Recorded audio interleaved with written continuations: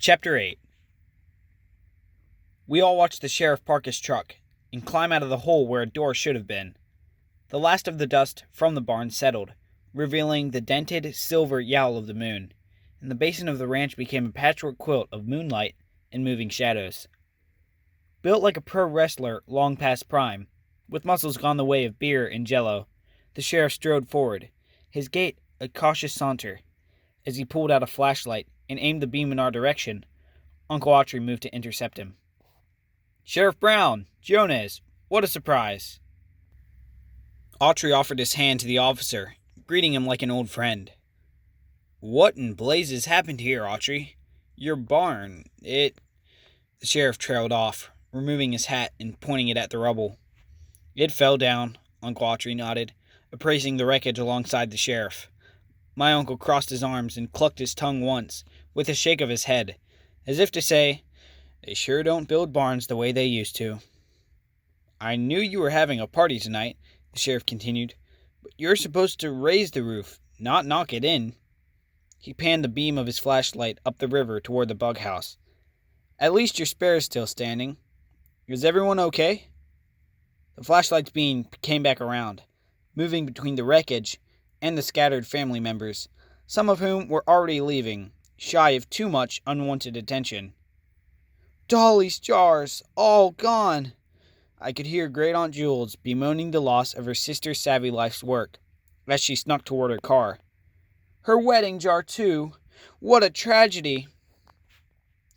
When the light from the sheriff's flashlight caught the still bleeding gash in Fish's face and the drops of red staining Mellie's dress, he let the beam linger and fumbled for his two-way, preparing to call for help. "Don't tell me we were the only ones who felt that earthquake, young man." Grandpa Bomba's voice surprised everyone as it rose, quavering from the overstuffed armchair that now sat in the middle of the drive. Sheriff Brown smiled at Grandpa, raising one eyebrow. "Earthquake? No need to worry about one of those, sir. There haven't been more than 2 earthquakes worth paying any mind to in Crook County for the last 100 years. "You're probably right about that, officer. You're probably right." Grandpa nodded and wobbled his head, but there was mischief in the old man's eye. Grandpa sat straighter now, as if he suddenly remembered what it felt like to be 20 years younger and 10 times stronger, and the ground under Jonas Brown poppled and surged, nearly knocking the officer off his feet. And whether it was the moonlight playing tricks on me, or something real, I thought I caught a glimpse of Samson Beaumont, now tall at 16, standing with his hand on Grandpa Bomba's shoulder, as thin as a slip of shadow, and just as transparent. But the moment I blinked, the vision was gone. "You've got to watch out for them aftershocks," Grandpa said, giving me a wink that made me wonder if he was talking to me or Sheriff Brown. "That's enough, Dad," Mom told Grandpa, getting up from where she'd been crouched over me. Everyone sucked in their breath as Mom turned toward the unsuspecting sheriff. Slowly, Mom advanced on the officer, savvy smile drawn and ready. Dad pulled me up off the ground by the collar. "Here she goes," he said under his breath. "Sheriff," Mom said, "why don't you tell us what brought you here tonight, so that you can continue on your way? You can see that there's nothing here for you to be concerned about." Her smile grew wider. "You can forget about the barn now." Yes.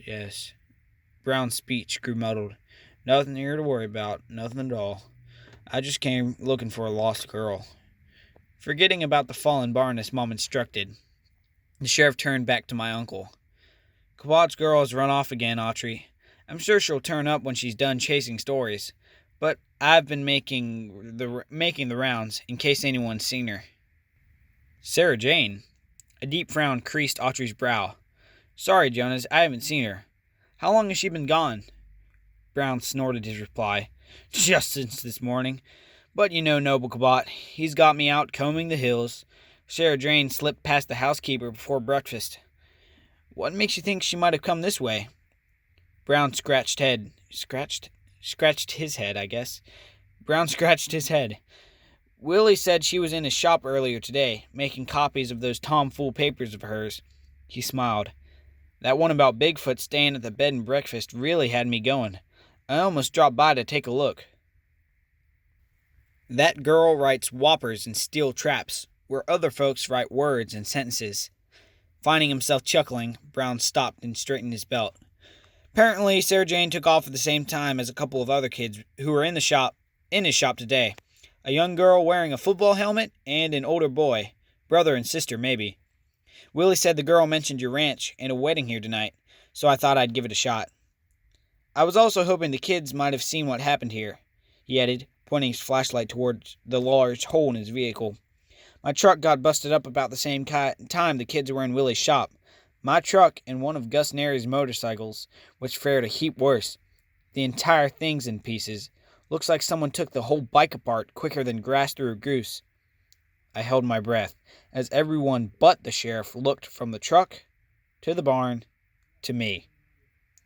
Sheriff Brown and maybe 7-year-old Tucker Beaumont, who stood picking his nose by his papa, were the only ones who didn't understand immediately that I was responsible for the destruction. All the destruction, both here and in town. Autry raised his eyebrows. Dad cleared his throat and pulled me behind him quickly.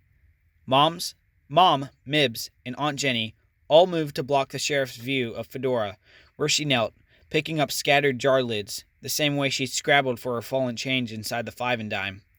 Having removed her helmet, she now filled it with as many loose lids as she could, like it was the pot of gold at the end of the disaster. The sheriff didn't notice. He had other concerns. I thought Willie was going to have a stroke, worrying that he'll be sent to the top of Cabot's list just for letting Sarah Jane step foot inside his store, Brown went on. Like everyone else in these parts, Willie owes Cabot his pound of flesh, and more than a few mortgage payments. Listen, Autry. The sheriff stepped closer to my uncle, lowering his voice. The last thing you need right now is Noble Cabot. Thinking Sarah Jane's been hanging up around here. It doesn't take hanging round up here. It doesn't take much for any of us to become a spindle in Cabot's fire, and there's enough trouble between you and him already. Nothing I can't handle, Jonas. Autry brushed aside the sheriff's warning, but his hands clenched into fists. Maricel and Mesquite moved forward to stand closer to their dad. Look, Autry, the sheriff continued, every time that girl takes off, old Noble gets cranky, and a cranky Noble Cabot is bad for Sundance. A cranky Cabot is bad for us all. Sarah Jane hasn't been here, Jonas, Autry assured the other man. I closed my eyes, feeling the low-down shame of knowing different. What about the kids from Willie's shop? Do you know anything about... It's time for you to go now, Sheriff, Mom cut in, smiling.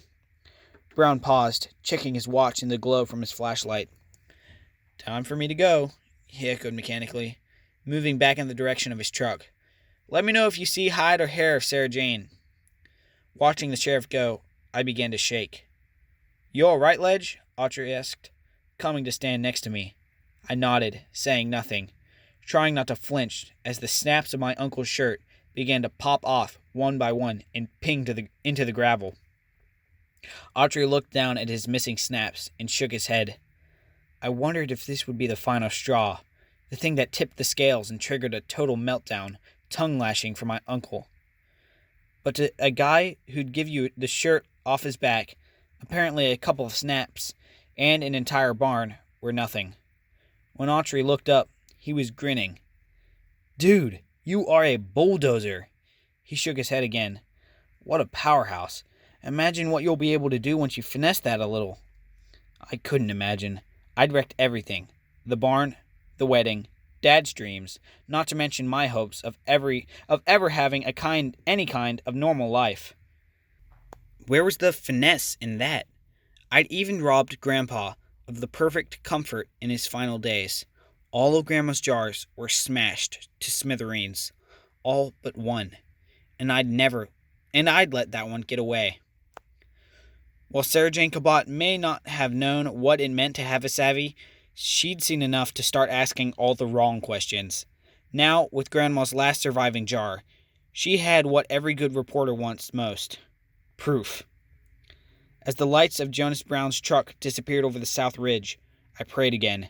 Prayed that this would be the last time I'd ever see the Kirk County sheriff. Prayed that Mom and Dad wouldn't go back to Indiana without me. Prayed that they wouldn't leave me on the Misfit Ranch with the twins, with Rocket, just another 3-legged dog. like Bitsy. But even as I prayed, I knew my prospects didn't look too good.